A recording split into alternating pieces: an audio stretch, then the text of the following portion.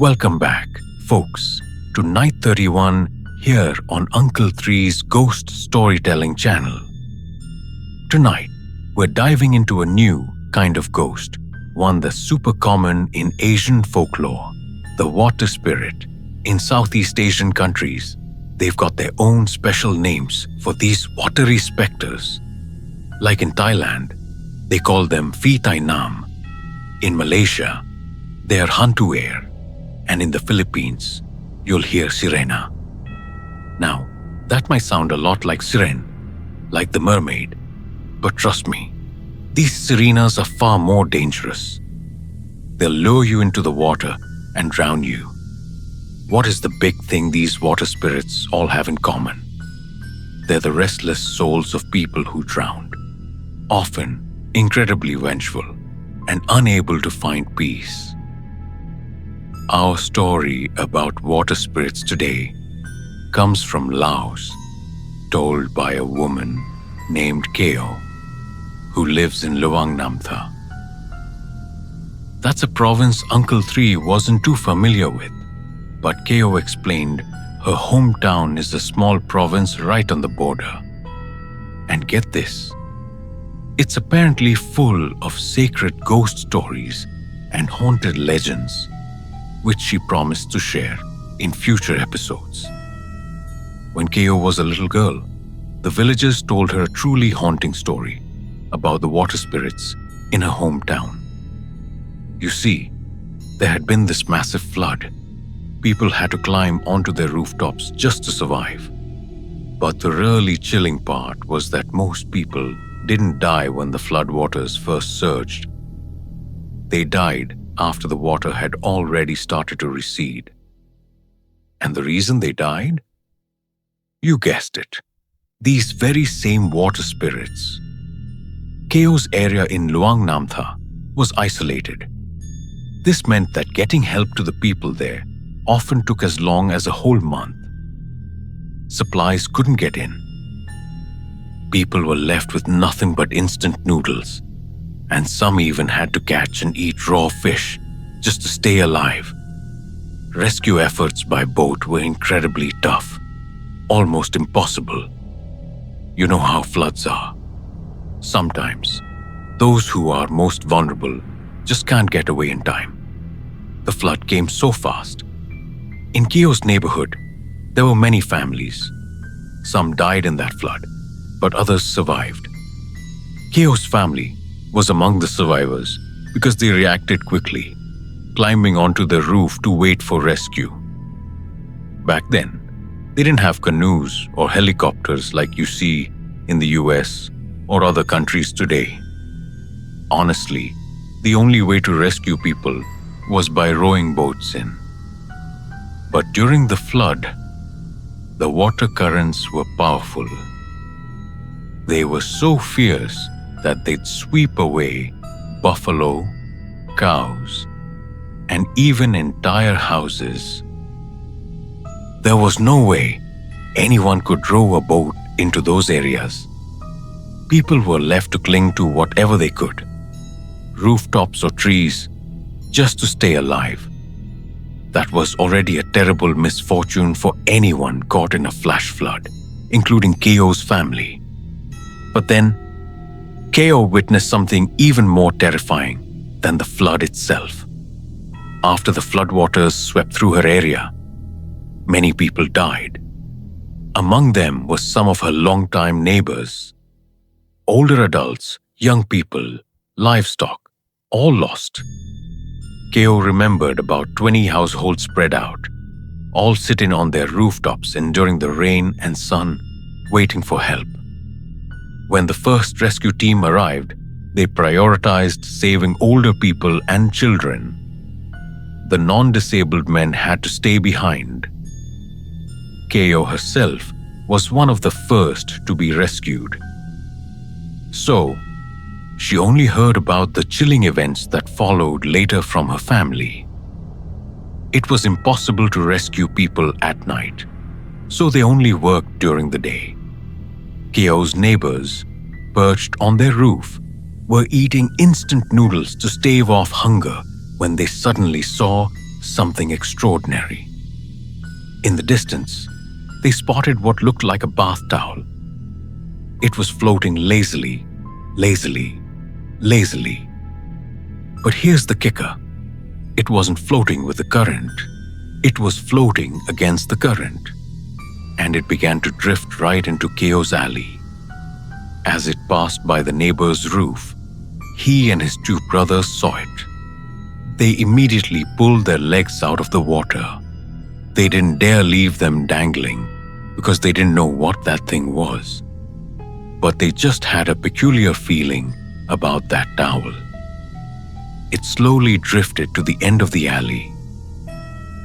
The very next morning, a house near the end of that alley reported a drowning. This person hadn't died in the flood, hadn't died while clinging to the roof, but died after that strange towel floated past. Many people who lived nearby witnessed it and said that the man who died, exhausted, had fallen asleep on the roof. His feet were dangling in the water. The towel approached him, dragged him down, and he suffocated underwater. Everyone was terrified by this incident, and they whispered about water spirits. Usually, water spirits only hang out in rivers and canals. But this one, they said, took advantage of the flood to enter their area. It was searching for people whose fates were compatible with its own. It would then drag them down to become a substitute, taking its place. Keo said the Laotian people were truly suffering, not only facing a natural disaster, but now these water spirits were coming into their homes, looking for people to pull down into the water. The day after that, more volunteer soldiers came to rescue people. Since there were still so many people in the area, they could only rescue some. Keo's family members, being children, were among those taken to the boats first. But Keo's father had to stay behind for another night, and that night became another terrifying ordeal for him. That night, Keo's father didn't see just one towel. He saw many bath towels floating into the area, and it wasn't just them drifting like the day before. This time, there were voices, strange, eerie voices. Some people heard them and some didn't. Those who did listen to them screamed, crying out, "It's compatible with me. It's here to kill me, folks. Help me, help me." But what could anyone do? How could you jump in to save them? There was nowhere left to cling. And those unlucky souls, those who shared a compatible fate, were certain to be dragged down.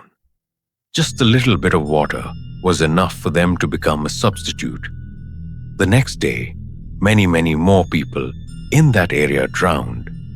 It was so bad that when the rescue workers came, they were bewildered. They asked what had happened last night, why so many people had died. The flood waters were slowly receding. There was no more major flooding. What could have possibly caused so many people to drown like that, continuously?